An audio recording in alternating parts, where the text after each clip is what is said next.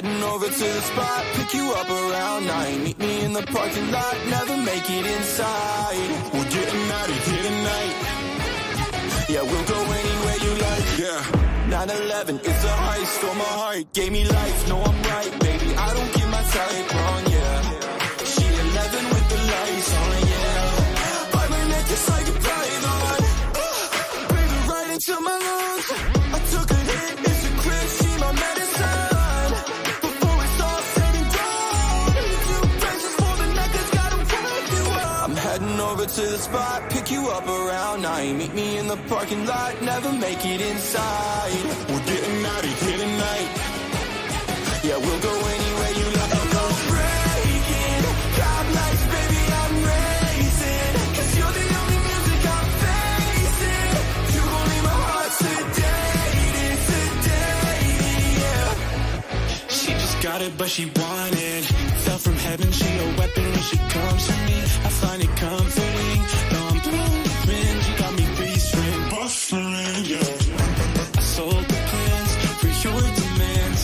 I need the spare cash to pay my rent. I'm suffering, still covered in break me loose. Stay good news, baby.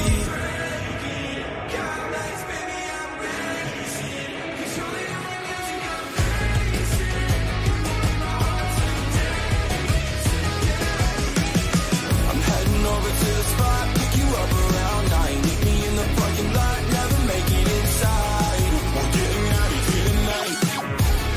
Yeah, we'll go anywhere you like.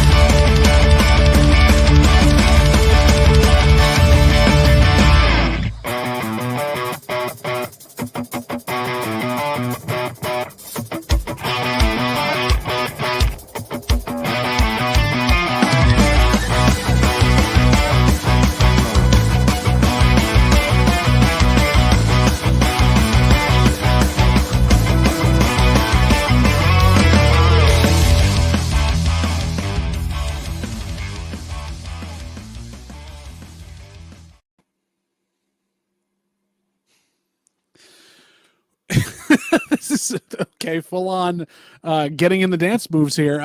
Welcome everybody. This is the All Elite Wrestling full on week review, I guess. This is a little different tonight because we have Mikey, we've got Allison Adolfo, we've got myself, JVL. The professor has chosen theater over us, which we know we're number 2 to him, which hurt me because I'm the same way. But we're here to talk about kind of mostly last week in AEW, but really we had All In. We had our big All In review last night, which some of you may have been for. So we're going to kind of go over our thoughts on how they wrapped up the stories, whether things kind of made sense, and also where we see this going for this next pay-per-view cycle in the next 2 weeks, because we have All Out literally on September 7th. Happy to have you all here. Also, welcome to Robert, who's been throwing comments in there already. We're happy to see you this so far. If you haven't done it yet, I know you probably subscribed there, but subscribe to the channel. Make sure you hit that alert bell. Make sure you get all of our content for all of the days we do stuff. And as well as you can join our Patreon for extra while I watch alongs and all that fun stuff. And we have a little bit of merch here and there we can, put out to you there. I think I've covered all the bases on that, Mikey. Well, I kind of want to start off with, this is not going to be the normal show. This is not going to be what we usually do, because usually we go over Dynamite and then Rampage and then Collision. But Adolfo, you had a brilliant idea as we were talking last night at the AEW review for All In, and I'd love for you to expand upon that for our audience to let them know what we're going to be in for tonight.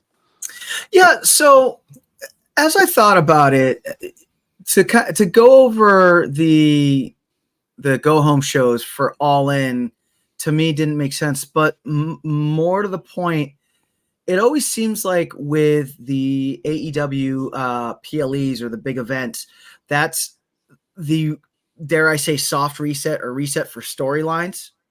So, we would just kind of be rehashing storylines that we already know the quote unquote ends to. So I figured, why not do some theory crafting, do some speculation on where we think these shows are now going to go, the directions they're headed, where these new individuals are going to be added into some of these rivalries and whatnot, and that's where it came from.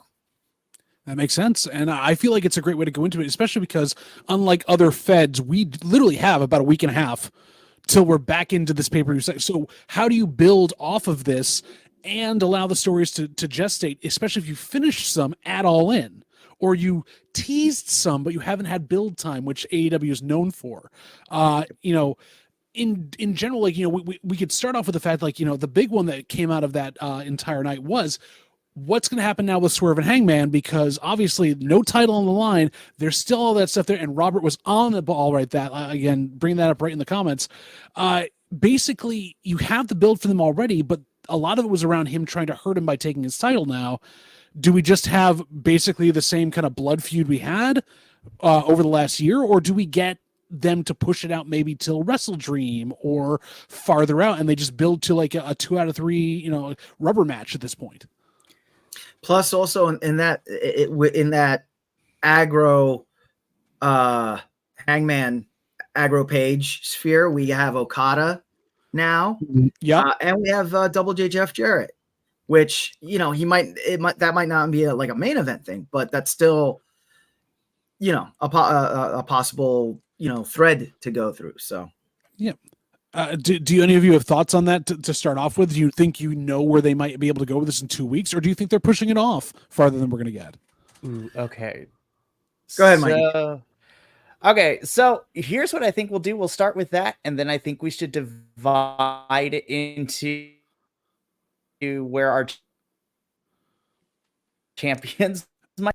That's the correct term. I cut out, didn't I? Damn. All right. Well, that's fine.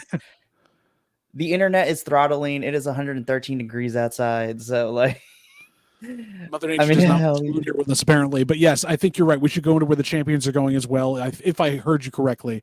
But I would love to hear this. And, we did talk about the fact that this has been a long-running feud between these two. So, starting with Mikey, do you think there's enough gas in the tank now without the title on the line to have Swerve and Hangman work with each other right now? Or do you get them to take some time off from each other, work Jeff Jarrett, work those folks, and then maybe come back to it around Wrestle Dream or Revolution? I think we have to build we have to build Swerve and Hangman's feud back up into some capacity, because Robert does bring up a good point. Leading into the feud prior to this, Hangman has never won a single encounter against Swerve. The last 2 times they fought each other in their feud, Swerve has won both of them. And we thought someone was going to win one. I thought Hangman was going to win the Texas Death Match at Full Gear last year. But Swerve has beaten him twice, and then it kind of just went, we're going to push everybody to different feuds and whatnot. Swerve went on to be the champion by beating Joe at Dynasty this year and having this title run. Hangman has kind of been somewhat he's been off, and then he's been he quote unquote, I don't like y'all, but you have the power with the EVPs working with them kind of, but then also not at the same time. So I think we have to, I wouldn't even put it on Wrestle Dream. If anything, if they want to pull the trigger sooner, I'd actually think we should wait until World's End to get it there, because we need to figure out what's this whole Danielson situation, who's going to take it off him, because I don't think Danielson's holding that title past a Wrestle Dream. I think he's dropping it at Wrestle Dream. But then the question becomes, there are only 2 possibilities in my mind. Does Christian Cage eke out and steal it from Bryan when we least expect it? Or, because I'm also going off of reports, does Darby get a title run? So literally those are the 2 things. Last part, Mikey, I didn't hear it. Damn. All right. Well, no, we wait. There we go. We wait. There we go. Oh, Hi, Callum. Welcome to the back. It's been a while since we've seen you. When is Wrestle Dream? I got you. Wrestle Dream, I believe it's Saturday, October 12th. So it's in about Seattle. 5 or 6 weeks in Tacoma, Washington. Basically, so that's the big thing. We were thinking that might be a good place for Danielson to drop it in his hometown in a big match. And you've got Darby, who's also from the area, that could technically take it because he's got a shot.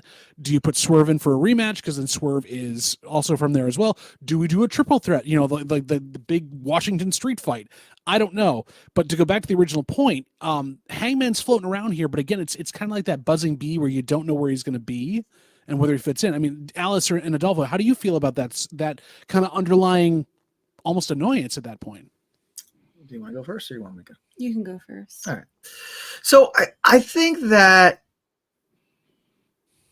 to me, the progression for Hangman should be Hangman, Jeff Jarrett, because, you know, in one of the social media things for after All In, you know, Jeff Jarrett specifically called out Hangman Adam Page, you know, so we get that done.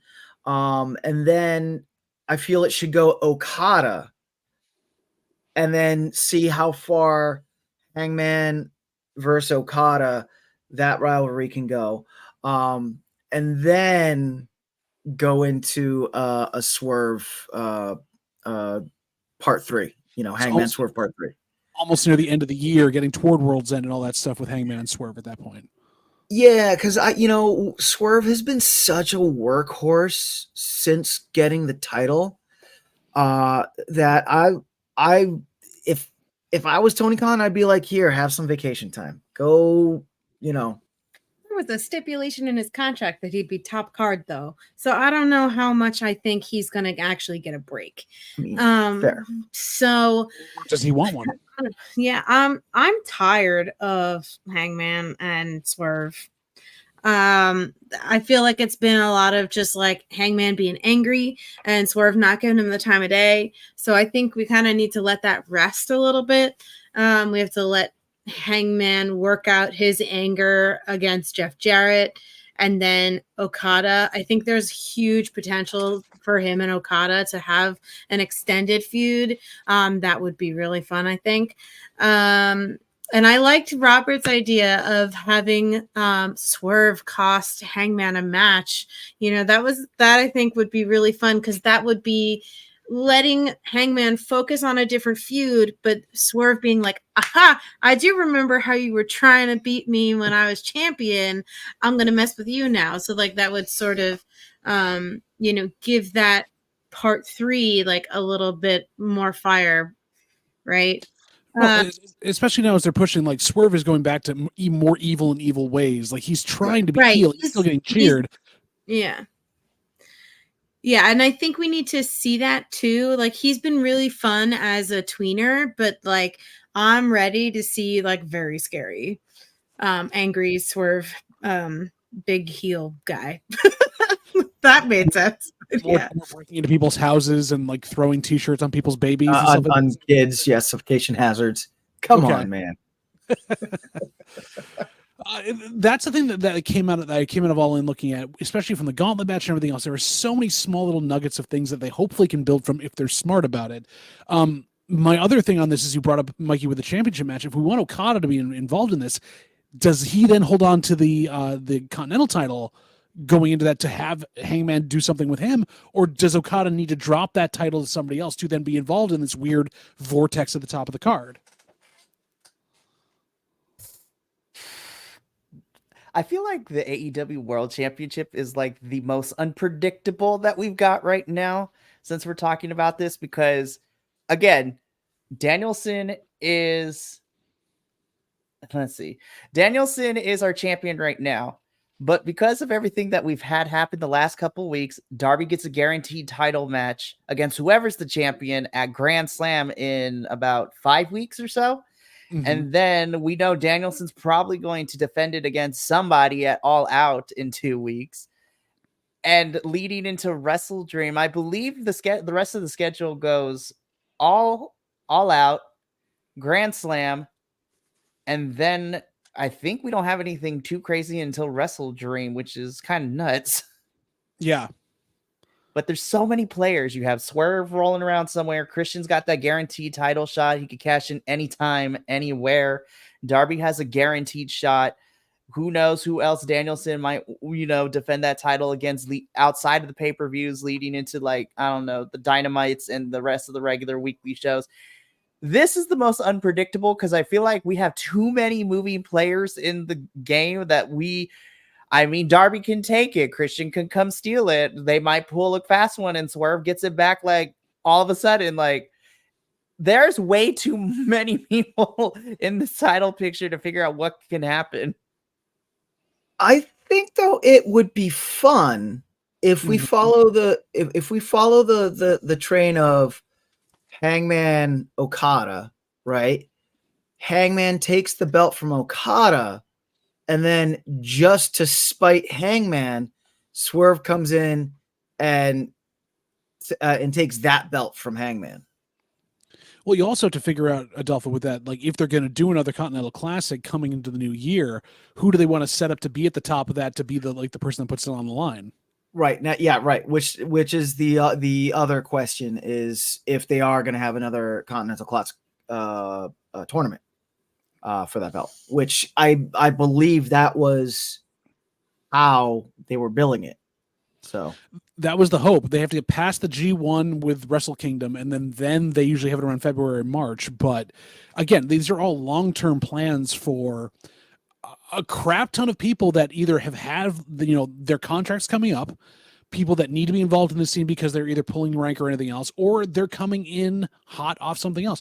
We also haven't talked about the Irish gunslinger, Mr. Rick O'Shea, who just joined us during this battle, and is he going to be in the mid card going for a mid card title? Is he going to go bother somebody around like Will Ospreay to knock that out? So Ospreay then gets into the whole thing with the title picture. There's so many, as Mikey said, there's just a glut of people at this like weird bottleneck getting to where Danielson is. That's a good thing for if they can fight amongst each other. But if they're all going for the same thing, is this leading to a 7-man, 8-man match that we have all of a sudden for this, like, or like a number one contenders match that we see at World's End or Revolution? There's a lot of possibilities if they don't listen to the ex-WWE guys that have been writing for them for the last year. So I don't know. I mean, there is, if you're following that thread, there is a definite, oh, come on, words. Por favor, dígame los palabras. There's precedence. That's what it is. There's precedence that that Bryan Danielson at Wrestle Dream, he retains the title, but then gives it up because he retires the next day, so he can retire on top. And now we have your 7-way match for the world championship, or your however they want to play it, because like I said, there's precedence in AEW for that happening. So right. I kind of agree with Callum here. I don't want Christian versus Swerve again. Like, I don't want that. Yeah. But the other part of that, though, Adolfo, is I feel like Danielson has more agency to not go out like Sting, where he has to go out on top and then vacate the belt, because he wouldn't want to do that. He wants to put somebody over, but then we go to who does he actually want to put over as his retirement match? And tell me why it's Jeff Jarrett. I mean, that's the big thing. I want to not just abruptly switch gears, but I do want to point what Robert just posted up about Kill Switch. And yeah, is that why he was so underutilized? Is his bicep still torn? Do we know if that's a thing? Spoken about it in a while. There had been the before All In, about 3 weeks out, he still had been injured, and that's why they were having trouble having them defend the trios titles the way they were, and they were just kind of talking it through, which is why I think they pulled them off of them. But then again, even if Lucha Switch is hurt, you still could have had him screw over Christian Cage and then get written off TV by Christian and the patriarchy beating the crap out of him and living him lame. It's standard stuff. We did that with Buddy Matthews Yeah. to go off. Get married. Ooh, Callum coming in with the spicy take. Yes, The Casino Battle Royale was rubbish for That's such not a a good spicy match. take. That's facts. That is Those are true. facts. We said a lot. We pretty much said this last night too. It was so good, and then it just stopped all of a sudden. Yeah. Yeah. It's So like an old man forgot to take his gas X and all of a sudden just farted everywhere all over the top of it. yeah. So I mean, and this actually leads us into another good conversation that I feel has ramifications for Collision, and that's where does the patriarchy go from here? All right. Well, since we're talking about it, let's just jump straight to Collision because we got a lot of things to talk about, specifically with the trios and the tag team division, because that's where most of the action came from. And I want to do that anyways, because I want to jump back to Dynamite later about one specific match that's coming up that we talked about on the text string later. But this is going to be, I feel like Mother Wayne's going to be involved in a weird way. I feel like Just because I could. he got his push. It was in London. If he goes back to England, he is going to have the biggest reaction ever. Large William just can't get over in Texas. That's right. But which is weird because he's big. But in terms of the patriarchy, I believe Mother Wayne's going to have a bigger role. She's got it at this point because she got involved in a match finally and has been pushing. I'm so happy about that. Yes. Mother Wayne. But how do we want her used at that point? Because she technically hasn't taken a bump yet. Do we want to, rip that Band-Aid off and let that happen? Or is she still going to be in danger more often because, Lucha Switch isn't like keeping her back? Right. And if we finally get, so let's say on Dynamite, they do a patriarchy spot. Dynamite tomorrow night, they do a patriarchy spot where kind of along the lines of the spots that they did in Collision, that and also on Dynamite for Father's Day, where Christian Cage, like thank you, Nick Wayne, you are the son I've always wanted. Thank you, Mama Wayne, for giving me a prodigy. Luchasaurus, you sucked. You caused us the triples match. What is wrong with you? If we get that spot and we finally get Luchasaurus back from that whole patriarchy, like where do they go from there? Also the other thing too is I feel Nick Wayne, they have been pushing Nick Wayne out of the nest, as it were, a little bit more, because I at least in the last month or so, I have been seeing more Nick Wayne without patriarchy.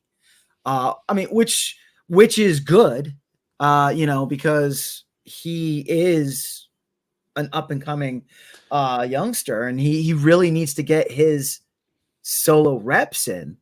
But yeah, like, are we seeing a slow dissolution of the patriarchy? Has it's run its course? Does it still, does that whole patriarchy thing still jive? I mean, slow is a good word for it. This thing has been like moving like molasses in Boston, but I don't know. Like Alice, I want to put it to you. Do you feel like having the patriarchy split apart in two different sections is feasible for them to do at the same time, where they split off and maybe there's two tag teams? Or is this kind of just overthinking it and they're holding it back because we've seen so many other stables in so many other companies break apart in the last month that they're like, oh, we can't do that. Everyone's been doing it. It's overplayed at this point. Yeah, I think they're waiting. Again, like, it's so obnoxious, right? Because they've been kind of teasing this for we've been edging for a while. But yeah, I think there's been a lot of stable breakups, and I think it's overdone right now. So I think they're going to push it off. And I think, I think Christian Cage is going to get a little bit of a solo run, and I think Nick Wayne is going to get a little bit of a solo run, and then we'll have them sort of, as like the father, we'll really kind of play out like the father-son supporting each other a bit, and then sort of bring back in the patriarchy once Killswitch is feeling a little bit better, and then kind of turn that on full blast, I think will happen. And then hopefully once that happens, we'll get like a turn from Luchasaurus, right? Because he'll rebuke being called Killswitch and return to his original self of the Luchasaurus. Definitely. It's up there. Mikey, you're shaking your head though. Like, what are you thinking of that? So, okay. I have an idea, and I don't know if this pertains to the thing here, but, something that Callum put in our chat, 15, 20 minutes ago had me thinking. I do definitely think Christian's getting this title before the end of 2024. At some capacity, I think he will go, and to answer also Adolfo's question too, I think Christian will be the one to lead the AEW World Championship scene for at least the beginning of 2025. Now, here's what I would like to see, because as we know, this current version of Christian is very selfish and he does anything. I had completely forgotten until I went back through my notes that Christian also used Luchasaurus's contract to get the TNT championship for himself when he was feuding with Adam Copeland. So Callum, yes. So why Christian? Again, I don't have 100% be like, I think he's great and he should do this. I just think because of the fact that we have lots and lots of folks running around the AEW title picture scene right now, it's a little bit complicated, but I think Christian is going to get this AEW World Championship in some capacity. But back to what I was saying, what I would love to see is that since Christian has his cash in, he becomes the champion. And I think instead of just breaking up the patriarchy just in a quick split and then be done with it, I think over time you start having Christian get more and more selfish. Like Luchasaurus eventually leaves, and then Nick Wayne leaves, and then he does something to make Mama Wayne leave until Christian is at the top of the mountain with a pile of bodies standing on top of it. But then because he has no one around, when push comes to shove for the next person to take that title off Christian, nobody... It's like it's like a Pokemon move. Like you call for help and then nobody shows up. Like you're in the middle of a battle with the gym leader. Someone does baton pass and then it doesn't work. Like Christian will actually be like, oh crap, I just pushed all the people that were in my little faction away because I wanted this title. And now nobody's going to come and help me. So all to say, I think if you're going to break up the patriarchy, it needs to be a slow burn where you systematically have everyone leave. Obviously, the first person to do so should be Luchasaurus, given the fact that this poor man has suffered abuse at the hands of getting TNT championship title shots taken away. Yes. There's a light bulb just went off my head. I confirmed the time frame for this. Okay. Technically, Mr. Copeland should be back on his leg and moving around this week or next, maybe. Do we see perhaps at Wrestle Dream or something else, Christian gets that title in a weird way or is about to, and we have the return of the Rated R Superstar to cost him or to help him do that?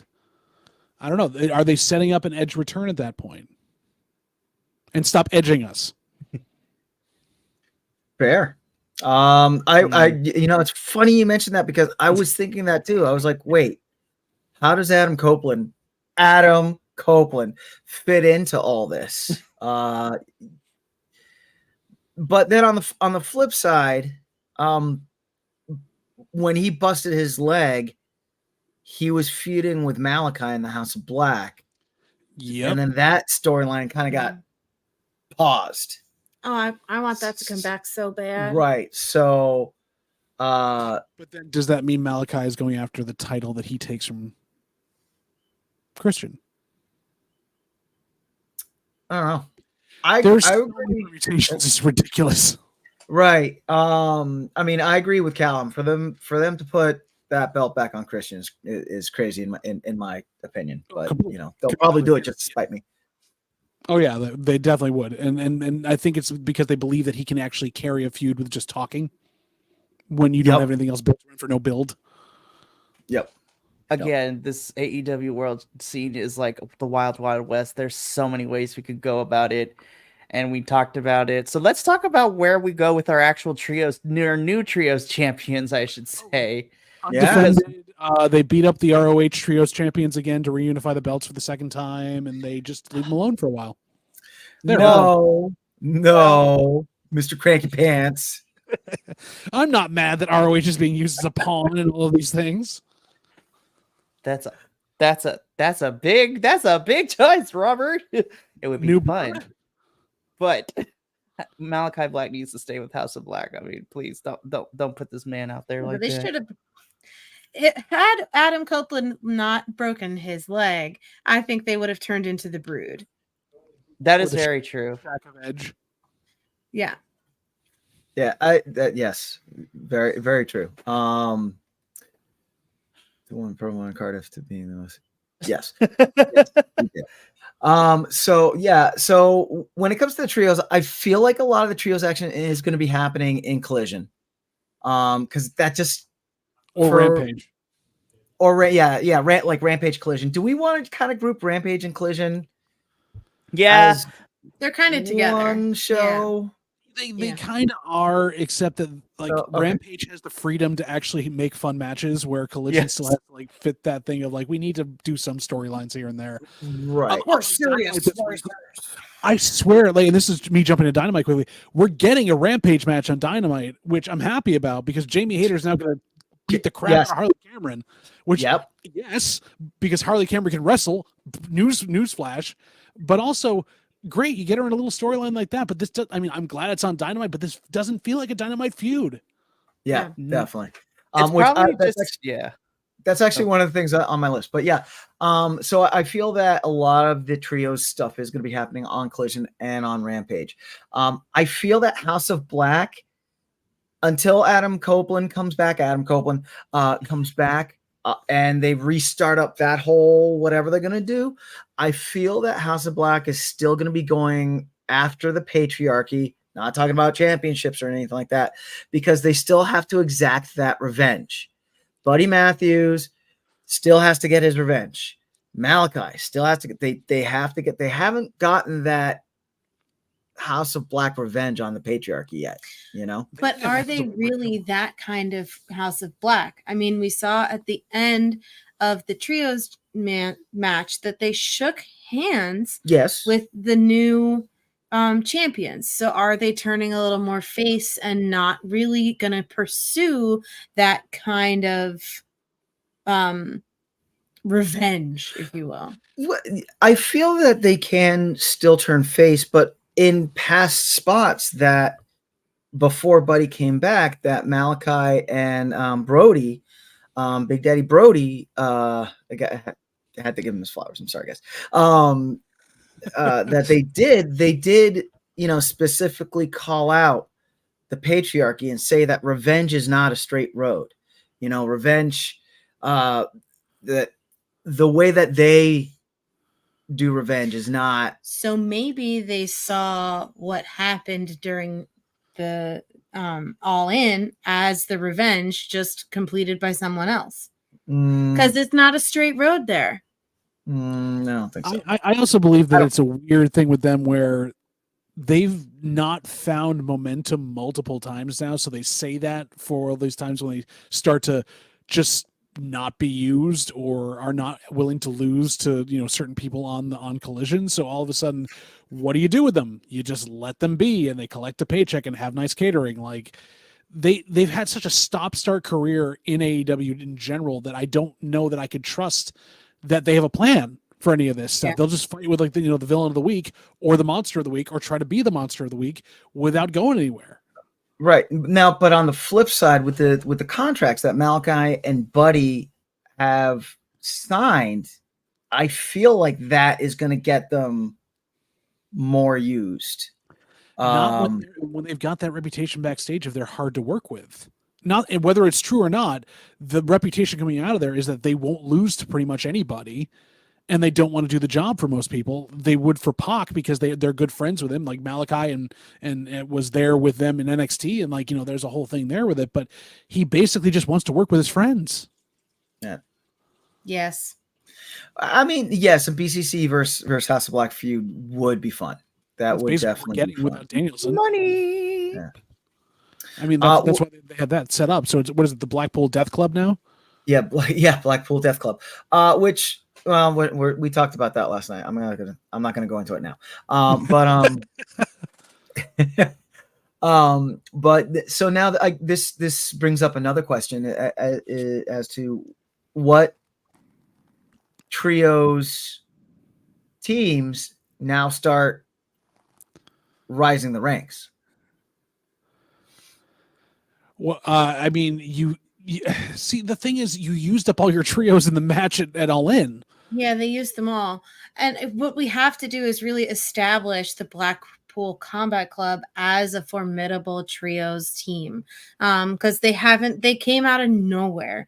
They were the wild card. They won it. That's great. Now we have to set up that they're actually a threat. So that's going to start happening. So they'll be putting them against any trios person or any three people that kind of wrestle well together to establish that.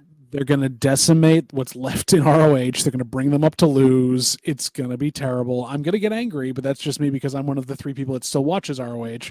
So, you know, you haven't built the structure, and then you haven't used the people that are inside the structure well enough to even have these titles be relevant. What are you going to do with them except rehash the same storylines, the same feuds, the same everything else until something changes? Fair. Well, hopefully, since this is a soft reset, you know, hopefully we can kind of start rebuilding that, you know? So it's the same problem the tag division has right now. Right. But so then the next thing I have for Collision Rampage Collision is Hologram. Will he survive outside Texas? Go ahead, Mikey. Go ahead. So let me talk about the trios thing since I didn't get a chance to speak on it because, you know, I'm just listening and commenting. I don't think it's going to play too much of a role, but with the fact that Will Ospreay and Pac are about to go at it for the international championship at All Out has me very interested. And then also the fact what happens to Pac when Mox comes back. Like, that's the thing, because you have Claudio and you have Wheeler representing BCC. Does Mox, when he come back, get upset because Mox and Pac have a beef? Yo, Mox versus Pac would actually be a really fun feud, but I'm interested to see how that plays a part and if it's any wrench in of it. But back to what we're talking about with Hologram. I said this multiple occasions during our reviews. Now that we are officially going to have the first Collision, you know, now that we're post All In and we are now out of Texas with Collision and ROH being at the Esports Arena in Arlington for the last like month and a half or so, we're going to see if Hologram's staying power will be still there when we travel from different city to city with it. And it also depends on who he fights, because if we keep having him just do exhibition style of matches, that can only take him so far. Right. So I have on my little cheat sheet here, Hologram Ricochet. But do you have Hologram lose to Ricochet? Do you ask Ricochet to do the work for him? That's the problem. Right. That's a good question. There's a lot of complications because as much as it would be cool to see Hologram win, you literally just signed Ricochet. And I mean, I feel, again, just based on perspective, I feel that Ricochet wouldn't say no to putting someone over, but he's just got here and you're already going to ask him to push another luchador. On the flip side of this, you don't want Ricochet to be, well, I mean, it could be fun to have Ricochet be the one to finally hand Hologram his first loss, but I feel that should be earned. You shouldn't just have it on a regular Dynamite match. You built it up to something where that loss should be earned. It shouldn't be thrown on a random Dynamite or Collision and be like, hey guys, Ricochet versus Hologram hologram lost. Well, Because do then we see all that momentum and that work you put in Texas just dies in a very chaotic manner. Could we see Kyle Fletcher take on hologram? Do a little feud with him at that point? I mean, that would be good. Yeah, because Kyle Fletcher's been doing a lot of time in Mexico lately. Oh, absolutely. And you know what? As soon as Kyle Fletcher like licks his wounds after he's about to lose to Ricochet on tomorrow's episode of Dynamite, unfortunately, then, you know, honestly, hologram versus Kyle Fletcher would be a fun feud. Ooh, Callum, we will get to this in a little bit because I have so many things to talk about. Dynamite, because that's going to be like the opening segment of Dynamite for 10 minutes, which I want to see. But we're still in this. So does hologram have staying power? Do we think he's going to have a long shelf life, or is he going to be regulated to everyone else? Go down to ROH, win a couple of matches, come back up, get beaten up because every other luchador gets beat up in AEW, and then disappear into the background, even though he's Tony Khan's pet project? I was going to say, I think that's the only thing that's kind of helping hologram at the moment that, you know, our other luchadors have failed to have, because since this is Tony Khan's like little pet project and he's the one that kind of had a hand in creating this character and anything, I think that's saving him a little bit. But that is still my biggest worry, because it's like a shiny new toy, because now we have Ricochet, and who knows who else AEW is going to snag in 2024 and in 2025. So the luchadors in AEW right now do not get treated the way that they should. You have hologram right now, but then you have Beast Mortos, you have Commander just running around just because, like, where has he been? We haven't involved him in anything. Oh, Callum, I'm gonna have Adolfo fill you in. So hologram is he's a new wrestler that premiered in Collision while Collision was doing their Austin, Texas esports arena. What the hell is that called? It's a residency. Residency. The residency, yeah. Yeah. And he's a luchador. But you know, he's a true luchador. I forgot, Mikey, who was he in AAA? I forget the name, but he does come from AAA. Hang on, I'm gonna look this up. Fact checker is on the way. Keep going. Okay. But yeah, no, he is a true luchador. He comes in and you know, not only does he do the as people likes to say, the flippy dips. Not only does he do the flippy dips, but he wrestles in a straight lucha style. So, but he looks like he's a Daft Punk luchador, basically. Yeah, and his whole gimmick is like internet themed, if you will. What technology? Yeah, I'm like, I would say like rave hologram internet theme. Yeah, because when he comes in, it has that whole the whole code that comes up on the screen. He's coded. That's coding. That's like software and stuff. That's not internet. Okay. So this is the problem with hologram. No one knows what he is. Right. Tony Khan has such a thin veil of like, it's a luchador, but I'm going to let him win. That's what hologram is, with a thin veil of sci-fi, Daft Punk, ravey weirdness and shininess. For real. Right. Okay. So fact checker has come back. So hologram is formerly known as Aramis from AAA. So he spent his time in Mexico being with AAA before coming over to the States and being signed to AEW. So that is where we're at right now. Okay. So yeah. So if you haven't seen any of the Collision, go ahead. He's Tron. He's Tron. There you go. Hologram is Tron. Hologram is Tron. Yeah, exactly. Greetings programs. So yeah, so if you didn't watch the Collision where they had the residency in Austin, then you haven't seen Hologram yet. But he is the hot new wrestler for now. In Collision. Rampage. And Rampage. So not on Dynamite. We don't get him on Dynamite. No, because you get all the boring stuff. Well, damn. it's what we discussed. Dynamite is where, it's so sad and serious and everything is wrong and you're depressed. And then you go to Rampage, you're like, this is fun. This is what wrestling should be. Yeah. And Collision is like, I'm here. And this is the offcuts of everything else. I guess it's fun. Yes, it's fun. So, go ahead. Anything else? No, I was just gonna say, I feel like, the real test begins now for Hologram. So we'll see how often he's booked and where we go. Yep. So that's all I was gonna say. Definitely. So since we're kind of squishing all these together, I feel that we're gonna have a strong women's presence in Collision and Rampage.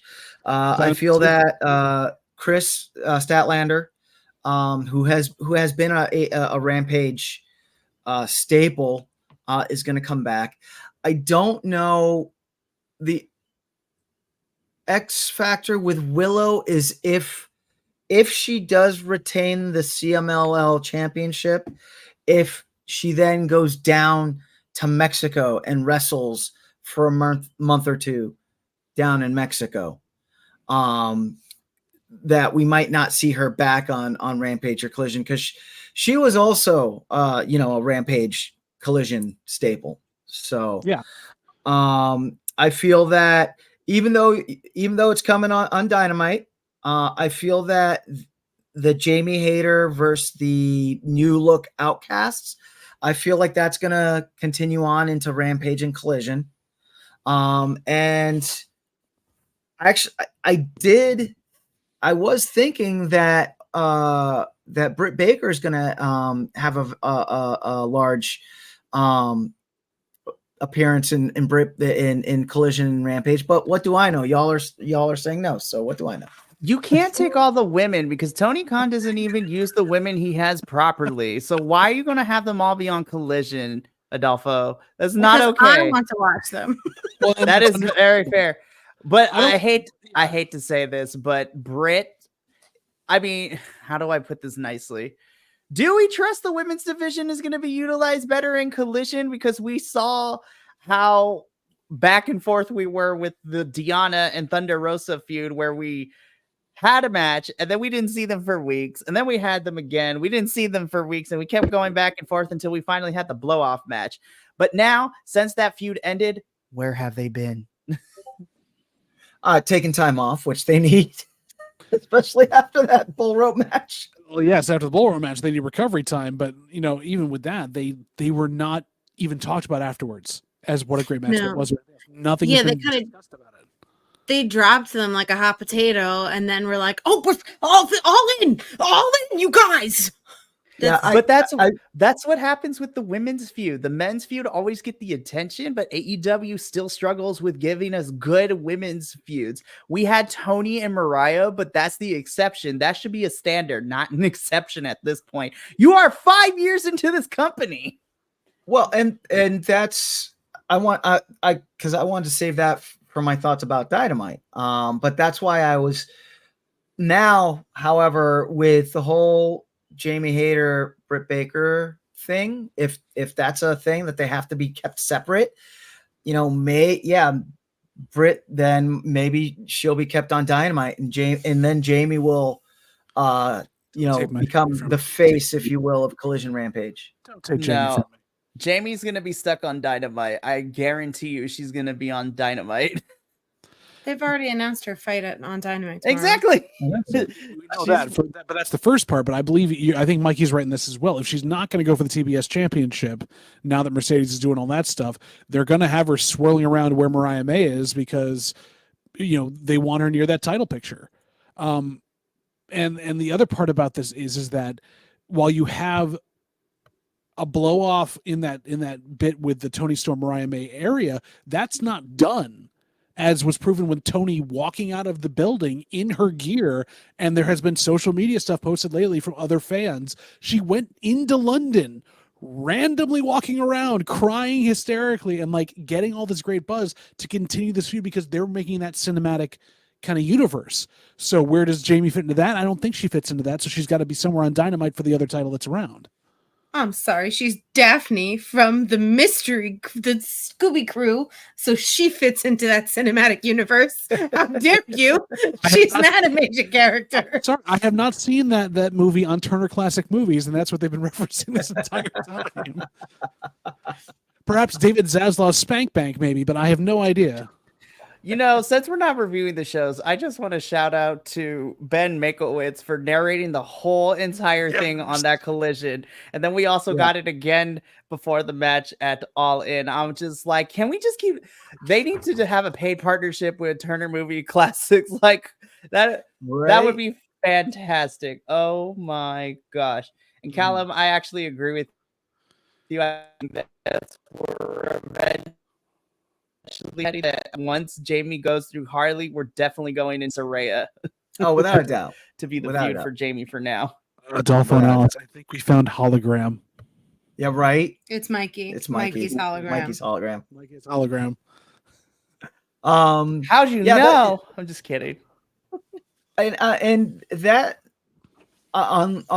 unless they take the Outcast from Rampage Collision and put them on Dynamite. But that's why I was saying that Jamie Hayter comes to Rampage Collision, because Harley and Saraya have been a Rampage Collision staple for the last few months.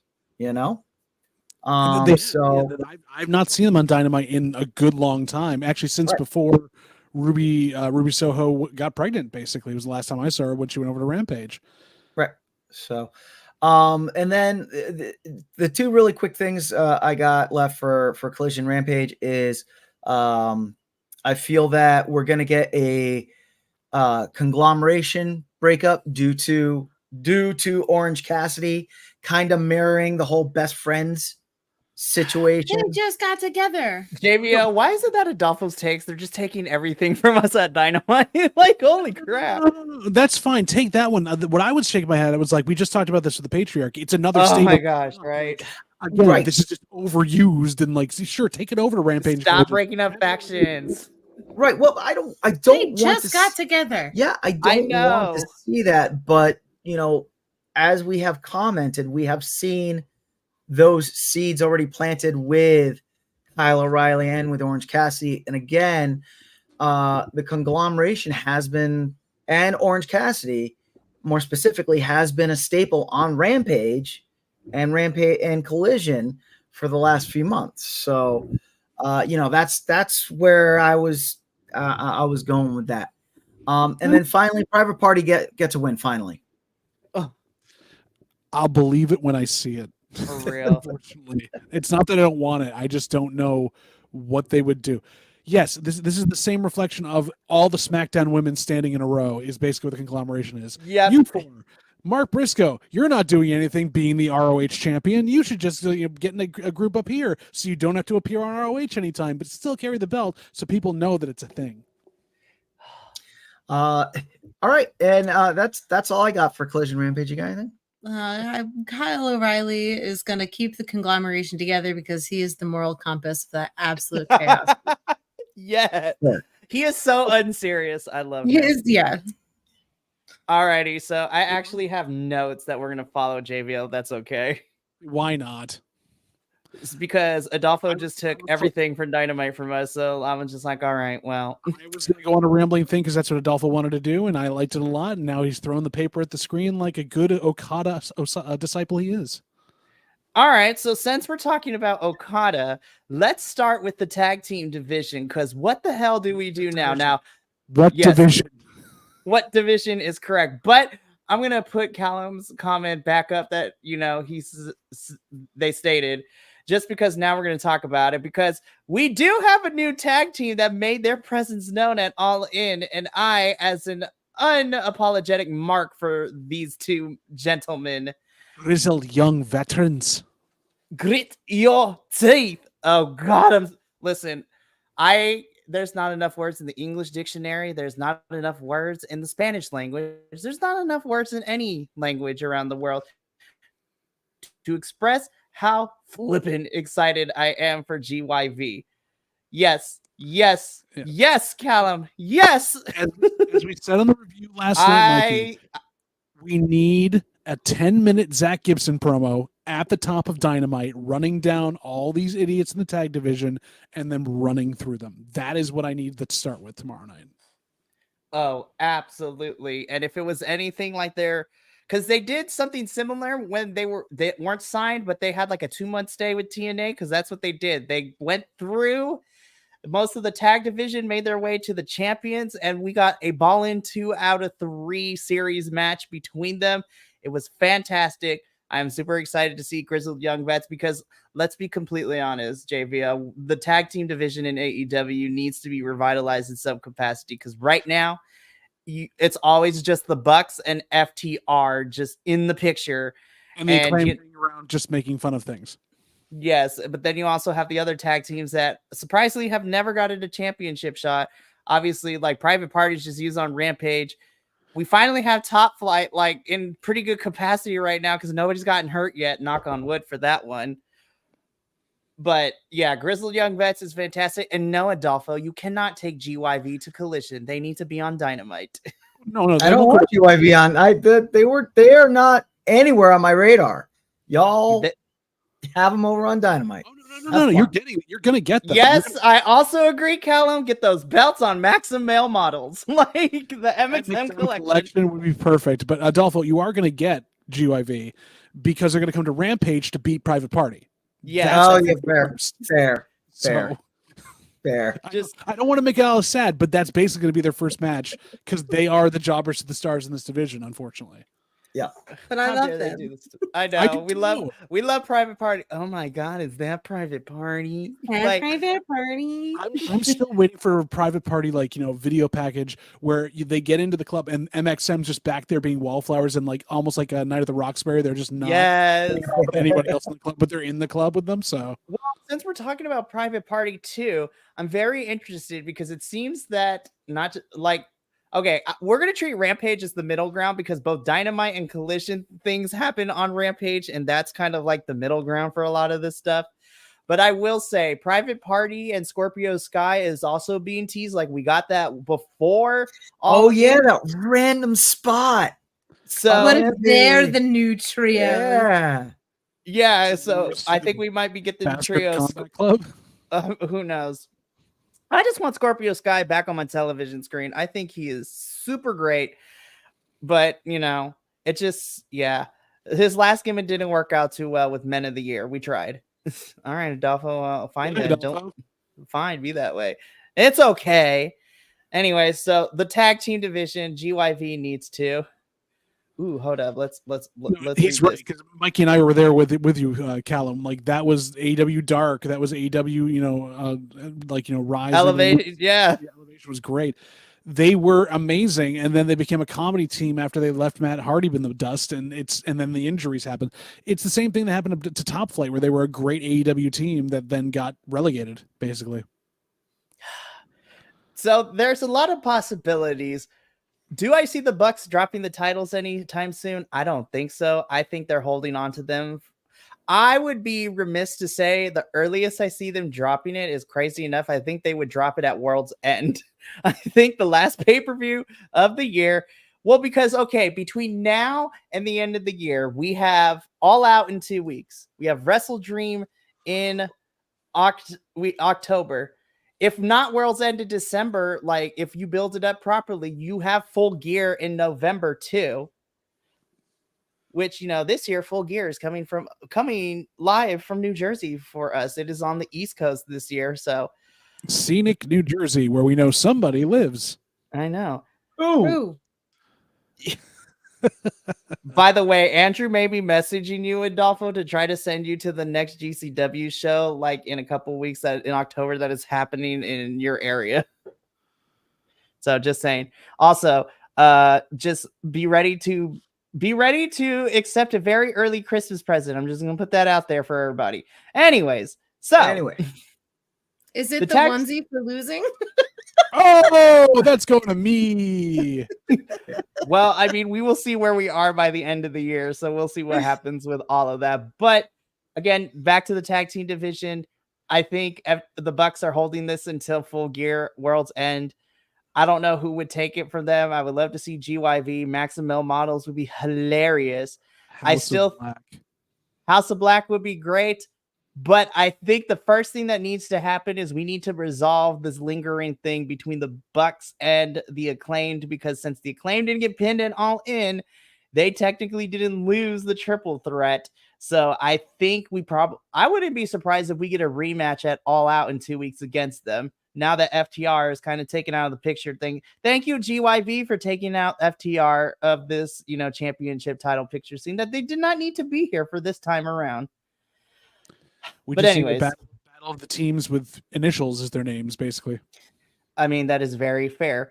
So now let's talk about, we go from there. Let's talk about our, I don't want to say mid-card title, but essentially that's what our international championship and TNT championship are. So let's start with the one we don't care about, which is TNT championship. Where does Jack Perry go from here? I forgot about him already. I was gonna say, where do we want him to go? He's still part of the Elite technically. Is he just going to basically be the second for the Bucks as they go through their stuff? Is he going to cry a river? Is Taco Bell going to interrupt his promos again? It should happen again. I'm sad they didn't use that as a thing, lean into that at All In. But Darby's gone. No one else has been stepping up for this. Do you get him versus Nick Wayne, maybe? Ooh, heel on heel would be interesting. That would be interesting.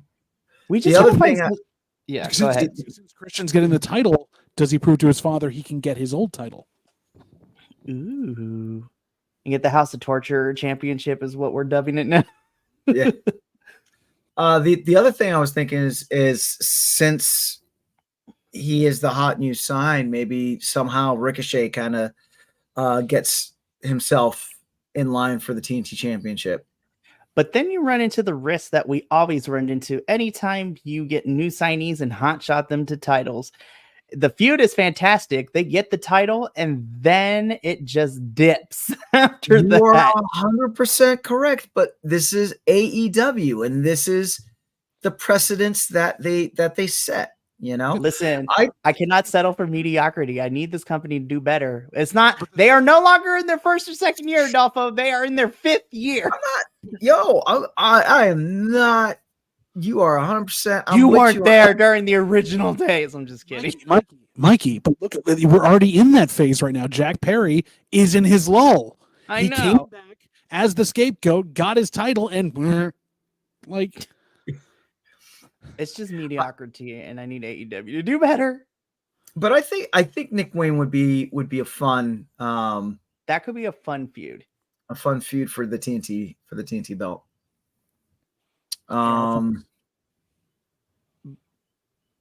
Again, we don't know where Jack Perry is going to go because the feud that he had with Darby was non-existent going into All In because Darby was teaming up with everybody else on Collision, and he didn't really have an interaction with Jack Perry at all going into the feud.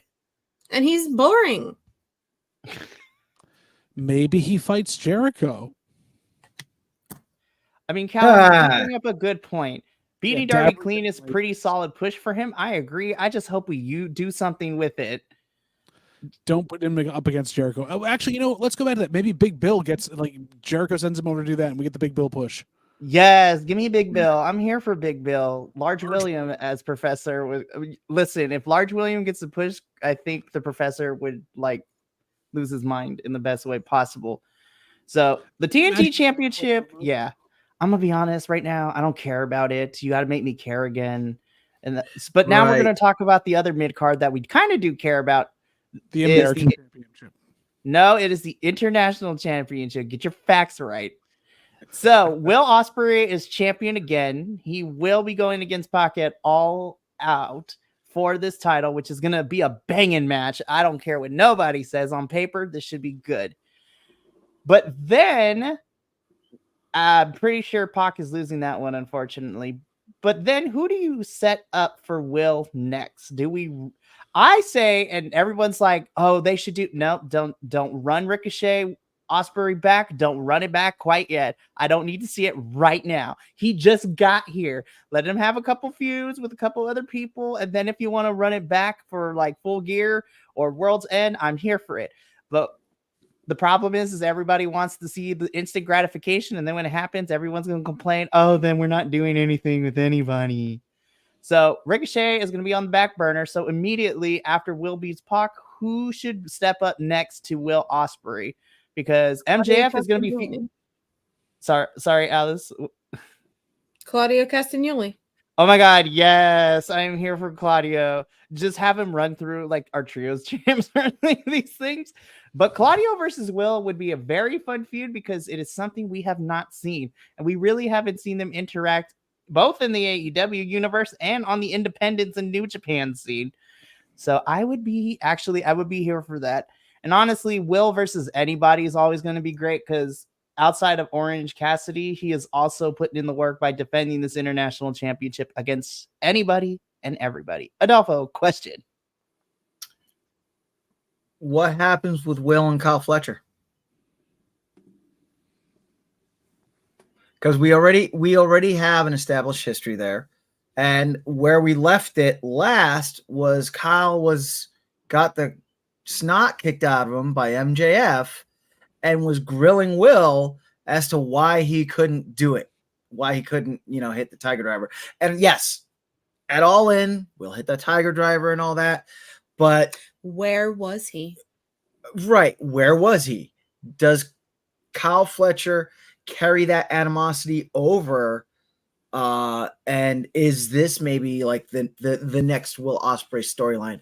Maybe not international championship related, if you will.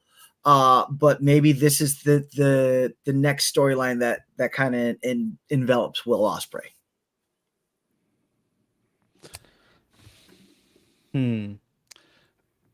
I think the only way you develop a Kyle Fletcher storyline with this all going on, where they're trying to go with it, is you get Takeshita back from Japan and have him go against, so that you have that final Dom Phallus break apart and the Aussie Empire uniting. Plus, we know that Takeshita and Will have an amazing match. They've already had. That match will slap. Yeah.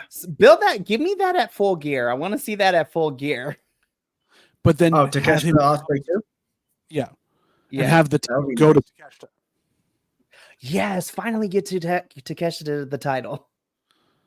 Because then you can build to Takeshita Okada. You can build to Takeshita and Claudio, which we've seen as well. I think that's the X factor waiting there because they've got that storyline percolating in the background to bring Aussie Empire together. They've got to do that for it basically before they can do anything else. I completely forgot about Takeshita. How dare I? Slap my hand.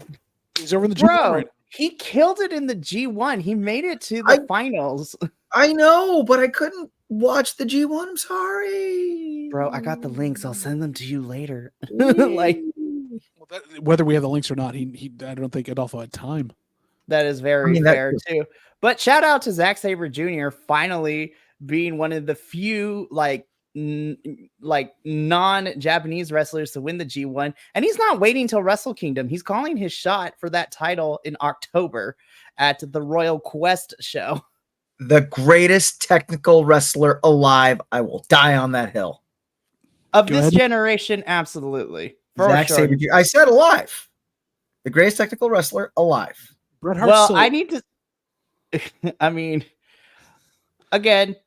Honestly, though, as a dream match, I want to see Zack Sabre Jr. go up against Jonathan Gresham, and then we can figure out who truly is the best for sure. Zack Sabre Jr.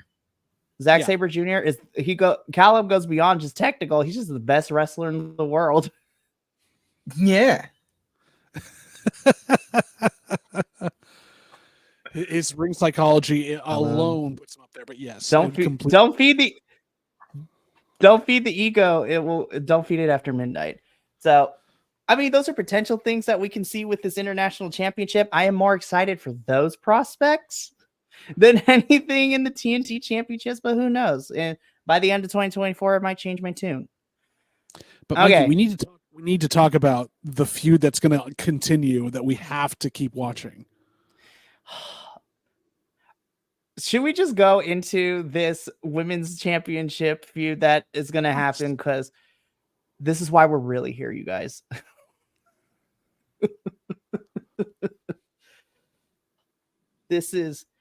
I got to compose myself because this is the best thing happening in the professional wrestling world, and not just women's wrestling, but I will go as far as to say in any type of wrestling whatsoever. Obviously, Mariah and Tony are not done with this feud. We will recirculate around them, but I don't think we should do it yet. I will bring this back, like I said last night, but now I'm talking about more in depth.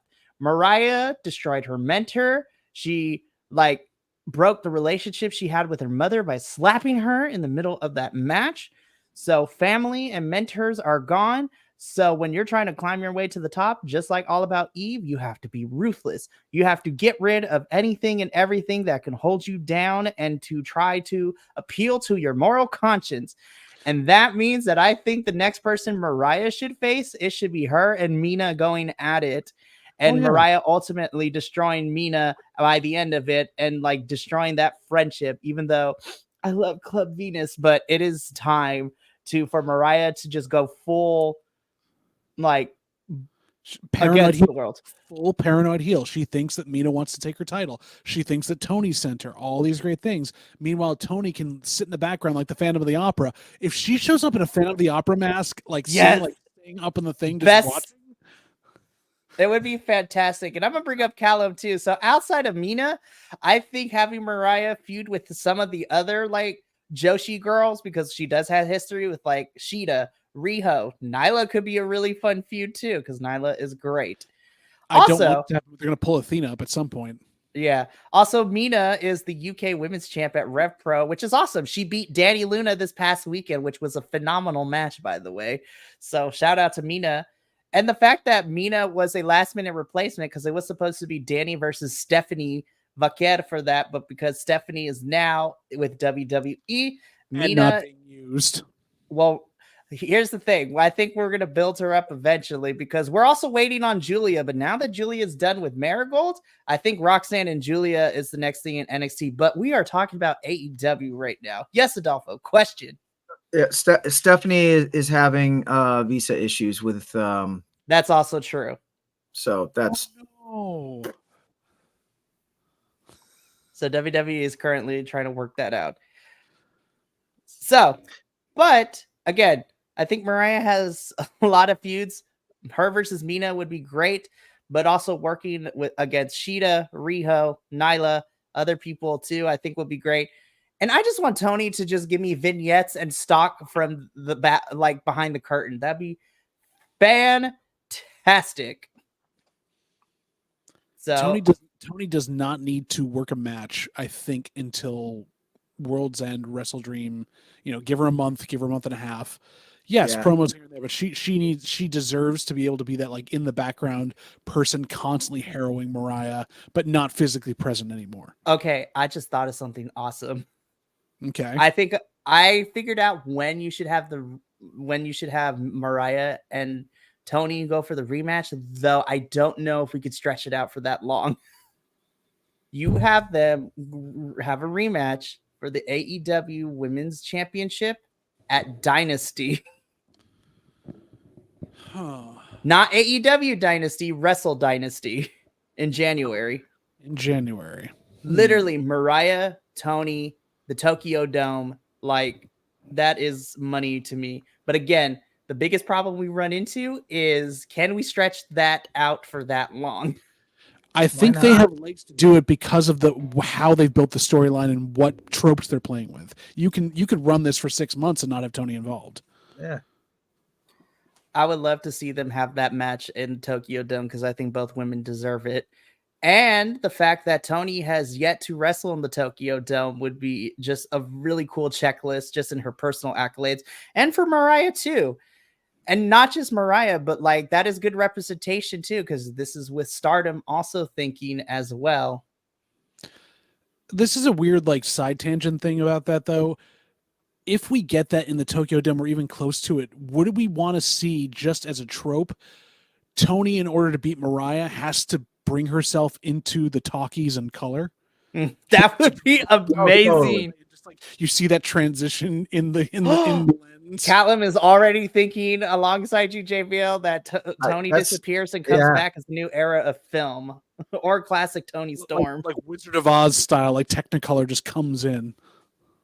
Or what if Tony Storm bites off of Rocky and like we get these for the next few months, we get these like odd promos of her like training in the Siberian out like carrying the yokes and running up the mountains.